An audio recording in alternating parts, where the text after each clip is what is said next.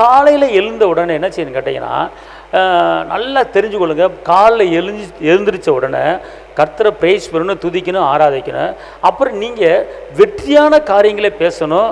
நெருக்கமான காரியங்களை என்ன செய்யணும், வருத்தப்படுற காரியத்தை நீங்கள் என்ன செய்யணும், வாயில் பேசக்கூடாது. வருத்தப்படுகிற காரியத்தை என்ன செய்யக்கூடாது, பேசக்கூடாது. எப்படி பேசணும்னு கேட்டிங்கன்னா, கிறிஸ்துவுக்குள் வாழ்கிற எனக்கு எப்போது வெற்றி உண்டு, நான் அல்ல, நான் ஜெய கிறிஸ்து எனக்குள்ளே இருக்கிறாரு அப்படிங்கிற அந்த வெற்றியான வார்த்தைகளை பேசும்போது என்ன அவர் சொல்கிறாரு பார்த்துக்கொள்ளுங்க.